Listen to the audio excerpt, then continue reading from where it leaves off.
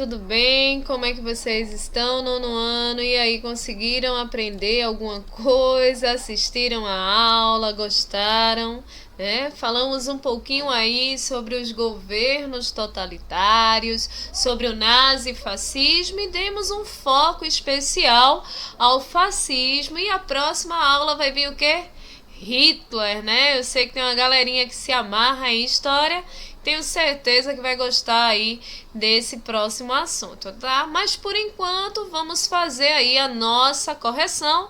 Passei algumas atividades para os senhores, das quais acredito que vocês tiraram de letra, tá? Então vamos embora, professora Eliana Faustina, a disciplina dessa vez é de História e vamos aí à primeira questão, tá? Na primeira questão eu peço para que vocês, eu tenho certeza que tiveram um pouquinho só de trabalho nessa questão, porque eu peço para vocês dizerem aí quais são as características dos regimes nazifascismo, que são regimes totalitários, tá certo? E em seguida eu peço para que vocês tragam esses conceitos aí no caderno dos senhores, tá? Esses conceitos, eles estão lá, ó, no livrinho de vocês, na página 41 e na página 42. Eu tenho certeza que vocês não tiveram dificuldade nenhuma. Caso contrário, não quiseram aí pesquisar ou não queiram pesquisar no livro, também tem esses conceitos aí disponível na internet, bem à vontade, tá? Então, totalitarismo é uma forma de governo da qual vai usar aí a totalidade do poder em todos os âmbitos, tá certo? Vai exacerbar o seu nacionalismo, ou seja, a sua nação é melhor que qualquer outra nação. Então essa é a ideia, o ideal que eles trazem. Eles trazem também o unipartidarismo, né, que é o partido único, ou seja, o partido do governo, partido ao qual o ditador faz parte, beleza? Ele não dá espaço para que outros partidos possam existir. A questão do anticomunismo, tá certo? Muito presente também. Expansionismo militar.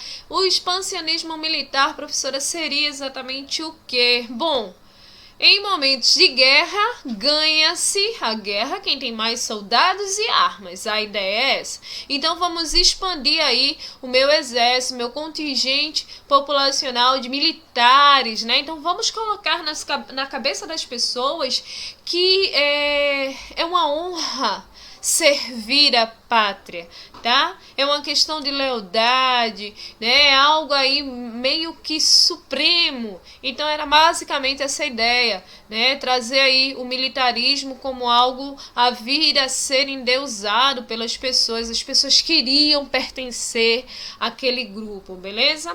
E o culto à personalidade do líder, que vão ser as principais características. Tem outras características também, mas o culto à personalidade do líder vai ser uma coisa bem interessante, porque assim, mesmo em meio a uma ditadura, tanto fascismo como nazismo, nós não temos entre o povo nem o Mussolini odiado, nem o Hitler odiado, né? E nem o Getúlio Vargas aqui no Brasil odiado. Então, assim, são pessoas amadas pela população. Então, oculta a personalidade do líder. O líder, ele é uma pessoa cruel, mas ele é cruel porque ele quer o seu bem, porque é o melhor pra você, tá certo?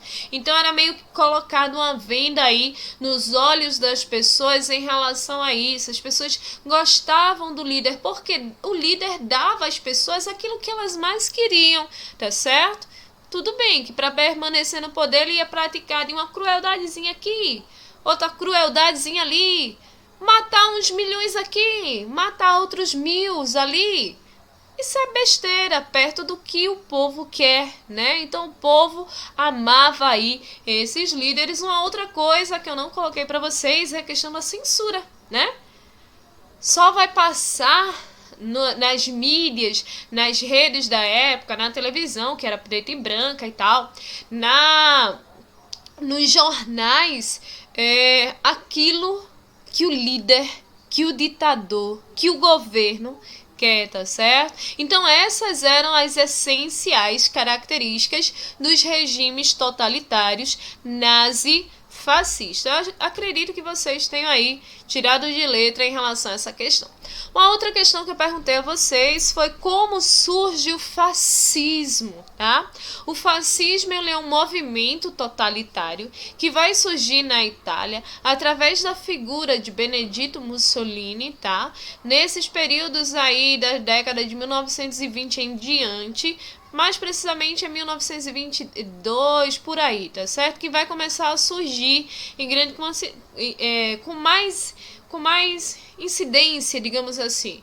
Percebam que essa data é logo após o término da Primeira Guerra Mundial. Então o fascismo vai surgir nesse contexto, no contexto da Primeira Guerra Mundial, tá certo? Porque o fascismo ele vai surgir e as pessoas vão querer aderir ao fascismo, porque a situação econômica dos países europeus está muito complicada, porque os países se envolveram em uma guerra, e quando se envolve em uma guerra, apenas não matam pessoas, apenas não matam pessoas, já é uma coisa aí gigantesca, mas apenas não matam pessoas e usam armas. Envolve aí alimentos, abastecimento, produção, distribuição de produtos, vai envolver a economia todinha de um país, tá certo? Então, quando os países estão focados em uma coisa só, que naquele caso era a guerra, quando a guerra acaba, o país ele tá falido, porque ele deixou de olhar para todos os outros âmbitos que ele deveria ter olhado e agora ele não tá dando atenção. Quando ele para, a guerra acaba e ele para refletir, tá falido, tá certo? Era basicamente aí essa a Itália da época, tá? E a Itália da época surge como? Surge aí no reino, né? No governo do rei Vítor Emanuel III, beleza? A Itália já era um país ainda monárquico, tá certo? Mas era um país que estava à ruína. A população já não tinha essa veneração aí ao rei, ele não conseguia tirar a Itália do buraco econômico que estava instalado, né? Os trabalhadores clamavam aí por melhorias, por questões salariais, pela questão do sindicalismo. O socialismo começava a surgir com muita força ali na Rússia e nos países amigos, né? A União Soviética começa a surgir com grande força e tal. As suas ideias, as ideias sindicais, de formação de sindicato, de operários, questões trabalhistas e tal. Então, tudo isso aí vai chegar aos ouvidos da população da Itália, tá certo? E vai fortalecer o partido fascista, certo? Liderado aí por Benedetto Mussolini, que vai trazer as ideias socialistas para dentro da Itália, que é uma Itália que está precisando urgentemente de mudanças, está precisando urgentemente se recuperar da grande queda aí da Primeira Guerra Mundial, tá certo? Aí por que, pergunto a vocês, por que a população aceitou aí Mussolini como seu líder e tal? Justamente por essa questão.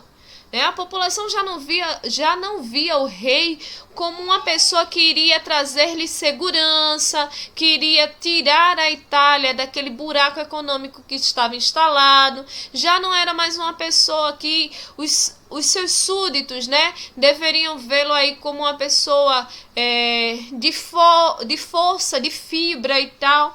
Então o rei ele acaba perdendo muito espaço em relação a isso. Em contrapartida, Benedetto começa a falar de leis trabalhistas, começa a dar prioridade aos trabalhadores, aos operários, começa a fazer justiça através ali dos camisas negras, né? Ele começa a organizar o seu próprio exército e ele começa a fazer justiça e tal, e tudo isso faz com que ele acabe ganhando muitos adeptos, certo? E as pessoas o veem aí como uma pessoa, como um salvador da pátria. Inclusive, isso aí tá no livro de vocês, lá na página 42. Quem deu aquela busca no livro se deu muito bem, porque tá lá, tá certo?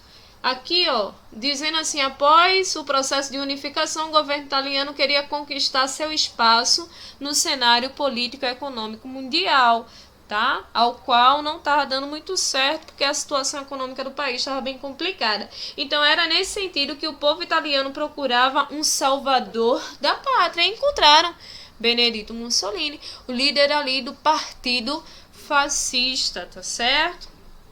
E aí, conseguiram entender essa questão? Bem facinha, não é? Como ele gostava de ser chamado, né? Ele gostava aí de ser chamado de Sua Excelência Benedito Mussolini, chefe de governo, duce do fascismo e fundador de império, tipo eu. Vocês disseram que sempre na minha aula eu não gosto da professora Diana porque ela disse que tem que chamar ela de professora, senhora, dona, professora Diana, Faustino, não sei o quê. Cada um com sua mania. A mania dele era essa: ser chamada aí respeitosamente por Sua Excelência Benedito Mussolini, chefe de governo, duce do fascismo e fundador do Império. Cansa, né? E ai de quem não fizesse. Tá certo? Quinta questão. De que forma aí ele assume o poder da Itália? Vê, Mussolini surge o partido fascista, tá? Começa a surgir os camisas negras. O Mussolini começa a ser visto como um salvador da pátria. Começa a ganhar muitos adeptos, beleza? Tá. Mas em contrapartida, o rei sai de cena? Não. O rei permanece. Ok? Ok. Só que nesse mesmo momento, a Itália estava querendo viver o que a Inglaterra é, tipo uma monarquia parlamentarista, que o rei tá ali, é figura, mas não governa. Então, o que Mussolini queria? Mussolini queria que o rei, tá certo, o nomeasse como que primeiro-ministro, para que assim ele pudesse, né, ter mais controle, ter mais domínio sobre o território e tal. Então ele acaba ganhando a confiança do rei, tá certo? O Benedito Mussolini, ele acaba ganhando a confiança do rei em um evento chamado aí Marcha sobre Roma, que vai acontecer em 1922. Ele acaba de fato tendo, porque assim, ele quer ser convocado primeiro-ministro, mas aí a princípio o rei, ele não tem essa mesma opinião, tá certo? Então o rei é meio que forçado. Por quê? Porque o Mussolini já consegue falar com a população e a população escuta. É tipo, o rei é o Paulo Câmara, né? E o Mussolini era o governador. Como é mesmo o nome do prefeito? Como é o nome do prefeito do Recife? João Paulo, sei lá como é. Era João Paulo. Agora já foi. Ô, caladão. Como é o nome do prefeito de Recife? Lembrei. Geraldo... Eita, eu falei... Ô louco, meu! Corta. Essa parte corta. Voltando. Como eu havia dito pra vocês, tá certo? O rei via aí Mussolini. Essa parte eu vou cortar. Jesus. Então, como eu havia dito a vocês, tá certo?